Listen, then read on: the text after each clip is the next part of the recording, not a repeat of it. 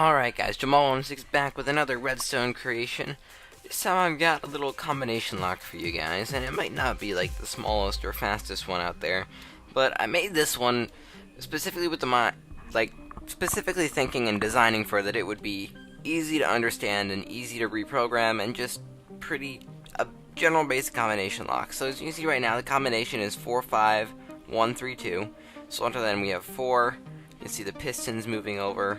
5, 1, 3, 2, and so now that's 3. You'll notice our thing goes on, but now if I push the wrong button, so I could push 4 again, and you'll notice that the thing turns off, that first piston goes back in. It doesn't matter what you do really. If you enter in the wrong combination, it will not open up at all. You can see that piston's back, and it's pretty simple mechanism, and I don't really have a ton to show you, so what I'm going to do, you guessed it, it's tutorial time. Alright, now the first thing you're going to want to do is to put your buttons down. I'm just going to do 3 right now so I can build it faster, but you could really do as many as you want. You can space them out, put them next to each other. It really doesn't matter in the end. And what you're going to want to do is you're going to want to build this little repeater thing like this for however many digits you want in your combination. So for instance, right now I have 3 buttons. I'm going to want 3 digits. I could do more if I wanted to. I could do 5. I could theoretically do 20. Doesn't really matter. But because of that, I have 3 rows of repeaters. Anyways, just build that. And now to program the combination is really easy. Basically, this part here is going to be the first number, that's going to be the second number, and that's going to be the third number. So to program it, just put a block underneath it, put some redstone on. Pretty simple. The combination in this case is going to be 1, 2, 3. Like such, then just bring the redstone down like this so that it all meets off to one side, and then on the edge over here past repeaters put some dust like that. Now once you've got that built, we're going to start building the actual RS NOR latches for the combo lock. So you're going to want to just put a repeater on the end of every one of the lines for the programming, skip a block and put another repeater like this with some dust. That's from there is going to go into a vertical RS NOR latch, if I could build it right. Torch goes there. Like that. Then underneath here, you're going to want to put a dust and another repeater like that. Now on top, we're going to go up 2 like this and put a piston with a block on it so that it looks like it could just extend down into the path of that repeater like that. And just basically repeat that for all the digits in your combination. Now after you've built that, the only thing that I forgot to mention in the last video is that all these repeaters on the bottom here are connected together into one line. Anyways, after you've built that, we're going to just build a little bit of logic for these pistons. Now there's going to be 3 basic units you build. The first one, the last one, and all of the ones in between.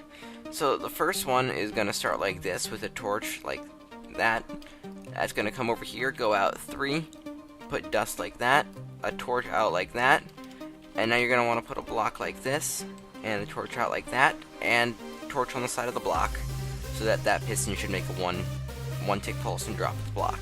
Now the middle one is going to start the same way with that torch like this, except this one's only going to go out 2, and then this line here is going to be too long, and once again that should make a 1 tick pulse.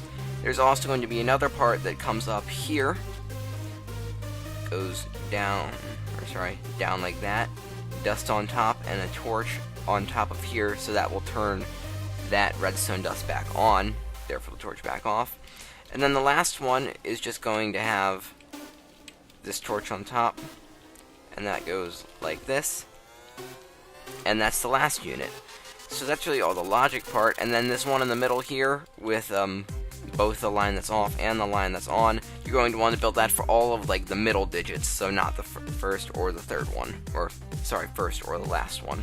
Now once you've got these finished up, we're going to work on the reset line. Now basically, you're going to want to come down to this line down here, and this is going to act as like a kind of reset block, which you'll see what I mean later.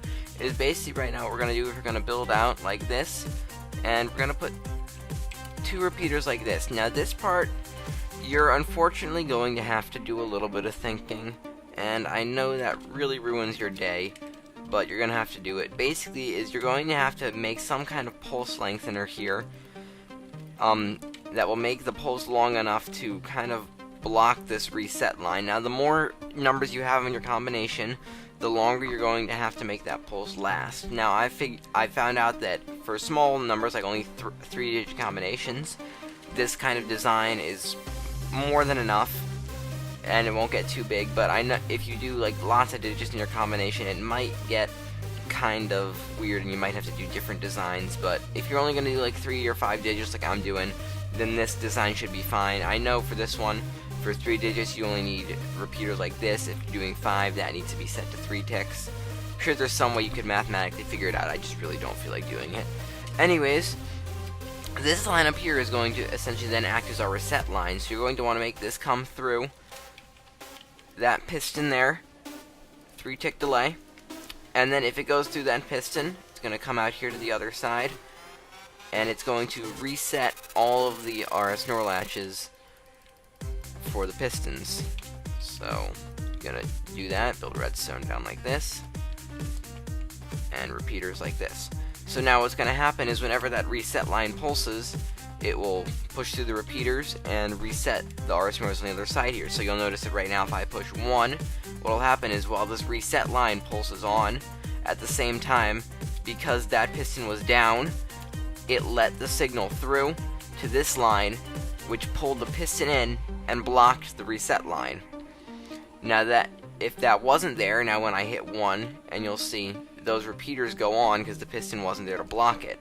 But if you can kind of see the piston in the background way there, when I push the button, you'll see it pulls back to not let the signal through. Same as when I hit the 2 or the 3. And now after that, since none of the pistons are down, if I hit the button again, and then it goes, and that's it. You've built the combination lock. The output is taken from this torch here, or like this last RS NOR latch. It's basically going to be an inverted output, so you can always just put an inverter or something there. And that's really it. So, like I said, pretty simple combination lock, not a whole lot to it, and it's super easy to reprogram. You just move these blocks around in the back, or behind these repeaters. And it's pretty versatile, because like I said, these can be spaced out however you want, and it's not really a bad mechanism. I kind of enjoyed it, and it was kind of fun making, I'm not gonna lie. So anyways, that's really all I've got for you guys today. So until next time, Jamal116 signing out. Alright guys, I hope you enjoyed the video. If you did, if you could please leave a like and maybe a comment, let me know what you thought. It really helps a lot more than you think, and I really like reading your comments and seeing what you guys thought of the video. Anyways, also on the screen you can see I've got URLs and links to my YouTube channel and to my Twitter account. I do have a Twitter for those of you who don't know, and I've been leaking a couple pictures of my most recent redstone build going on. It's another pretty big one coming up, and I think you guys will really enjoy it because I'm having a lot of fun making it. Anyways, also, if you could subscribe to my channel, it'd be very nice if you could keep up with what I'm doing. There's a link on the screen as well as down below the video. You can just click that. And last but not least is a link to my last video, which is a Minecraft clock, which synced up to the Minecraft day, and that was kind of cool to make, and so it was really cool, so just go ahead and check that out. Anyways, I really don't have anything else for you guys, so until next time, Jamal116 signing out.